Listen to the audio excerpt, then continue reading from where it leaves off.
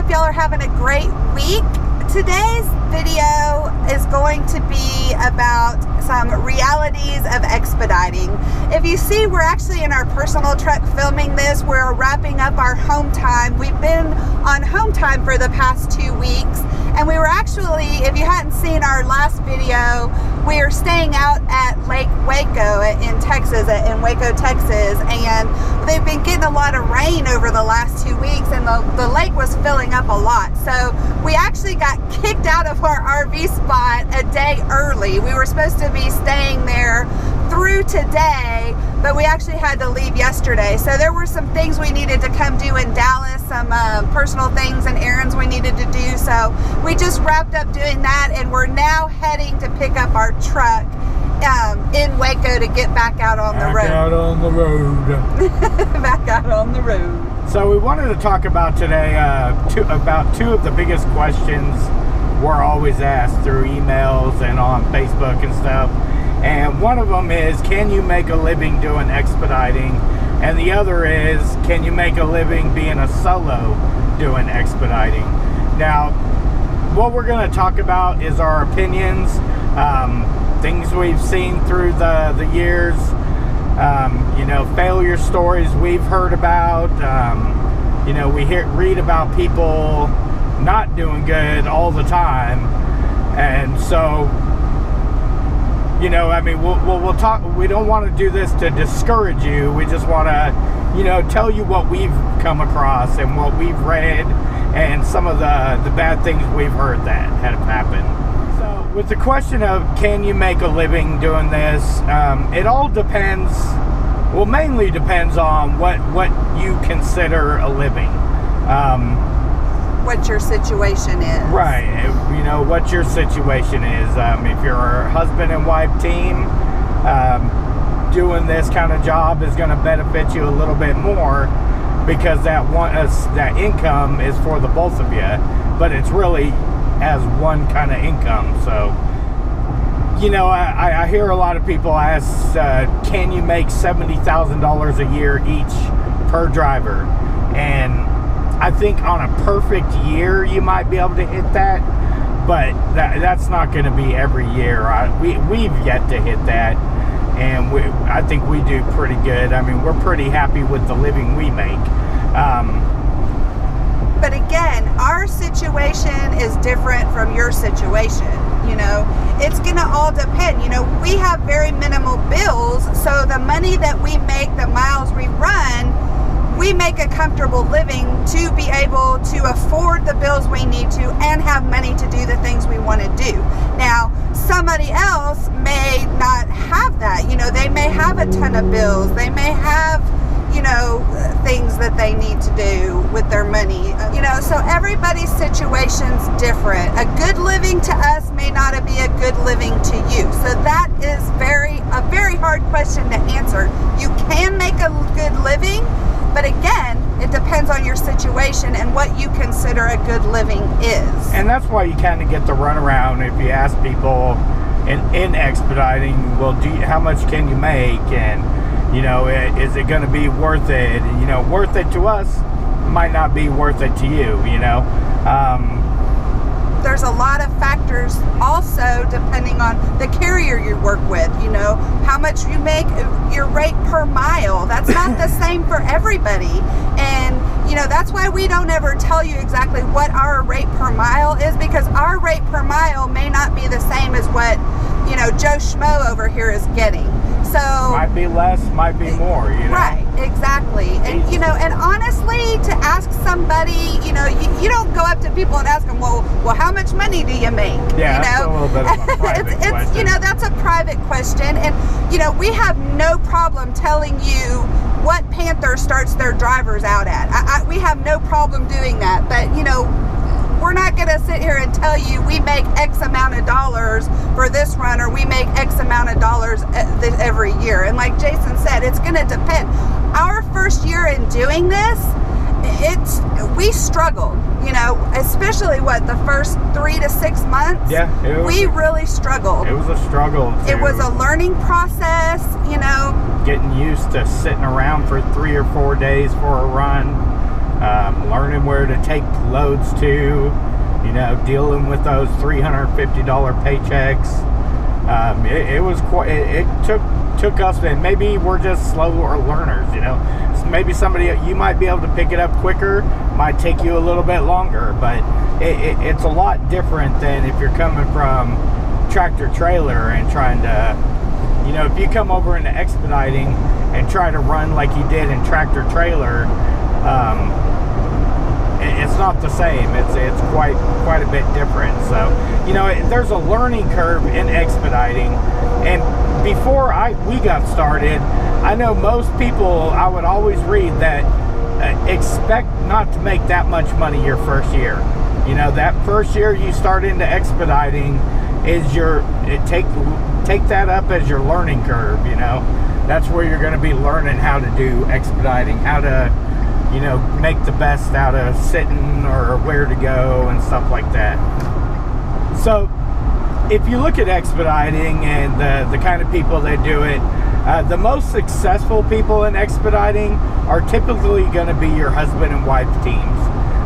This job is almost set up for husband and wives or boyfriend and girlfriend, same household kind of operation, you know.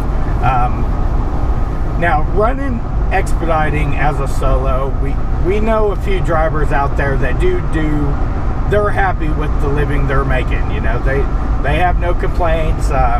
Sure, we all bitch every once in a while about sitting around waiting for that next load sometimes, or during that slow month where we only do 2 jobs or 1 job a week. But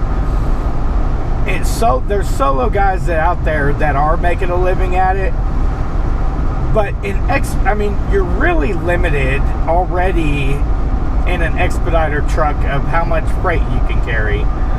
Then as a solo, you're limiting yourself to how far you can go, you know, because you have to pull over and take your 10-hour break. So you're in expediting as a solo.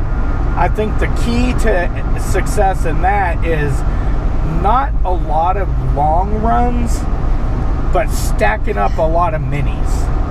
Panther pays a minimum of, I think it's like $275 to do what is considered a short run. So if you can do 2 of those in a day, and that's straight truck, and that's for straight truck, it does vary between tractor trailer and cargo vans and that. But if you can do 2 or 3 of those in a day, you can make a decent living. You know, you won't get rich at it, or I mean, it'll probably take 20 years to retire. It maybe less if you manage your money right. But as a solo, you really got to live in the prime service areas. That's short PSA. You'll hear people say the prime service areas of where a lot of manufacturing, expediting deliveries originate from. Ohio, Indiana, Illinois. You know, all those northern states are really good states to get a lot of short runs. And a solo, if you stay in the good areas, a solo can do really good in those areas. The minute a solo goes outside of those areas, say he takes a load to Laredo, it's a roll of the dice. You know, you one time you might do it, and you might get a bunch of local Texas runs and might get lucky and get a load out. Next time you might end up having to empty move all the way to Memphis, and empty move, you know, deadhead with no load to get to Memphis, which would be the next closest area to get a load out for a single. So I mean, expediting, it can be done for singles. There's not a lot of them out there, and trying to find owners that are willing to hire one, it's pretty hard. There's not many of them out there, and it's for that reason. You know, you really got to know what you're doing and what areas to go to as a solo. You can't just jump into this and say, I'm gonna be a solo driver and I'll learn it along the way. You know, I think it's really best to start out as a team and then maybe move to solo after a year, after learning the business, you know. Yeah. Personally, me, I wouldn't even try to do it as a solo, even after as much as I know. just because it's managing the hours of service like that would be just a pain in the butt to me. And we'll do a video on hours of service for those of you that don't know about that, but that's another subject we'll do a video on. And just to tell you a little story about when we first got started, you know, like I said, our first check was $300. When we got our first check, we were so discouraged, and you know, we were already kind of stressed because we were still trying to get acclimated to living in a truck. You know, and we get our first check, and it was $300 after 3 weeks of being out on the road. You know, that's discouraging to anybody. We were ready to quit, you know. We actually called our owner, and we were like, you know, look, this just isn't going to work for us. But after talking to him, he kind of, you know, calmed us down and, you know, told us, you know, give it some time. And that's the key. You really, you know, if you feel you're going to come out here and make big bucks right away, that's not going to happen. You've got to give it time. It doesn't happen overnight. You know, it took us the whole first year of doing this. It was a learning curve, like we said. So, you know, and you do a lot of sitting. So you've got to have a lot of patience in waiting. And, you know, if you stick it out, you get the qualifications we've talked about, position yourself right, the money is there to be made. You just have to do the research, educate yourself, and be willing to be patient and do the hard work. You know, it's not an easy job at times. It can be easy, and you know, I know we make it look like it's, you know, it's all peaches and cream sometimes, but you know, it's not all the time. And so, you know, that's why we're kind of doing this video, just to kind of give you some realities and give you a reality check on that so you can make an educated decision. Last thing I wanted to talk about was trying to get home. You know, a lot of people, they, you know, they have to get home to see family, you know, wife, kids. You know, a lot of people have more, you know, they just need to get home more than what we need to, you know. But in expediting, it can be hard getting home. I think in trucking in general, can be hard getting home sometimes. Yeah, not just but expediting. In expediting, though, I mean, even for us, I mean, last week when we were trying to get home to get on our own time, it took us probably about a week for us to be able to get home. And that was no guarantee, you know. It could have possibly took maybe 2 weeks, you know. And we didn't get a run right home. We were up in New Jersey. We were asking for anything going to Texas. We ended up getting something to Alabama. Then from Alabama, we tried to get something going to Dallas. The closest thing we were able to get was El Paso. Well, El Paso's still 650 miles from home. But we took that, went to El Paso, then they had a load picking up in El Paso going to, it was like Ohio. Yeah. We weren't taking it to Ohio though, but we told dispatch, hey, we'll pick it up and we'll hand it off to somebody in Dallas for you. But, you know, it's going to depend on where you live also. If you live in Arizona, good luck getting a load taking you home. You know, being in Texas can be hard sometimes. If you live in Tennessee or Ohio, you might be able to get home every 2-3 weeks like you might want to, you know. So depending where you live is really going to dictate how easy it is to get home and how easy it is to get out back on the road once you're done with home time. Now, it's also going to depend too. If you own your own truck, you may want to deadhead 600 miles or more to get home from wherever you are. You know, we don't own our truck, and if we really had to get home for some emergency, our owner would not mind us deadheading home no matter how many miles it was. I mean, we pay the fuel for the truck anyway, but he does maintain the truck. So, you know, we're not going to do that unless it's a dire emergency that we get home. So, like Jason said, when we're in El Paso, we're not going to deadhead 600 miles if we don't have to. So, you know, now if you, like I said, I know a lot of people that own their own trucks and cargo vans, they don't mind deadheading that to get home, you know, but like Jason said, we don't have children at home. We don't have a wife or husband at home we need to get home to, and there's very little things we got to get home for, right, you know. right. So, and of course, the longer you stay out, the more money you make. That's how this job is, you know. And that's why we stay out 2.5, 3 months most of the time, is because when we're out on the road, we don't spend much money. We're able to save up a lot of money. Yeah. But when we come home, we spend way too much money. And that's another thing too. You know, you got to think, when you are at home on home time, you're not getting paid. So there comes in too, you need to have some money set aside. So just for instance, you know, we've been off almost 2 whole weeks. So for the next 2 weeks, we're not getting a paycheck. Nope. So if we didn't have money set aside for that, we would be struggling. So you've got to remember that. The more you go home, you know, and look, you know, there are some people that go home and they only stay a day or two, and that's great. You know, a lot of people do that.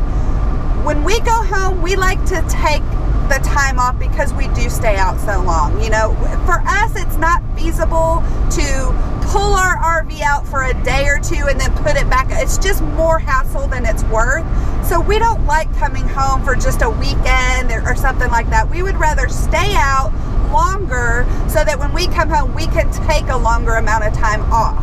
Now, you know, again, that puts us not getting a check for that week or 2 weeks that we're off. You know, if for those of you that go home and maybe just go home a weekend, you know, you're not missing a check because chances are you've gotten some runs the week prior and the week after that you were home. So, you know, if you plan to take a week off, though, you're going to be out a week of work. Yeah. So, you know, it's always good to save money while you're out on the road. So then you can take a week or two and not have to worry about having enough money to pay your bills. So, you know, really, it's save that money. When you have those good weeks, put some money aside. You know, pay your bills, get some groceries, put some money aside, and then, you know, have a minimum to keep in your savings for when you want to take off, or if you have a family emergency. You know, you can take off and not have to worry about getting back out on the road, and because you got to get back out there and make some more money, you know. Really save in this business. So when you have those bad weeks, even when we're out on the road, you know, we might have one run in a week because of maybe some holiday that month. You know, our check's $300. Over New Year's, we sat a week in California. You know, it's not that we wanted to, and we got to see some friends out there and do some things, but we weren't planning on sitting a week. We didn't want to sit a week. Yeah, we didn't want to. That was a week without a paycheck. Right. So, but it didn't bother us. You know, we had some money saved. So, right. You know, that's... And again, we're not trying to say, oh, we're great and we do that. You know, we're just telling you the reality. Reality. If you don't have money set aside and you owe a bunch on bills, this may not be the job for you. So I hope we didn't digress and go off topic too much or discourage anybody from this job. It's just, that's the most question we get asked most of the time is, can you make money in this job and how much money do you make? So we kind of wanted to answer that, and we wanted to, like I said, you know, give you some honest information so that you can make an educated decision before jumping into this. You know, you need to educate yourself. Like I said, do your research. Expediters Online, we push that a lot because it's a great resource. You know, if you have any questions, we always tell you, you can contact us. You can message us on Facebook. You can email us. You can comment on the video. Whatever way you feel comfortable contacting us, do so. There are no stupid questions. We are more than happy to answer any questions you have and to help anybody. We would rather help you be successful than for you to come out here and fail. You know, that's the whole reason we do these videos, is to try to help educate you and help people either looking to get into this or just wanting information that are just starting out. You know, trying to share the information we didn't share have. the information. That's all we're trying to do. You know, like I've told you before, you know, I wish when we had started in this 3 years ago, there was these kind of videos about expediting that we could have watched. So, you know, do your research, educate yourself, and I hope that helped. Y'all have a great weekend. As always, we appreciate you watching and subscribing. We will see you in our next video. Take care. Bye.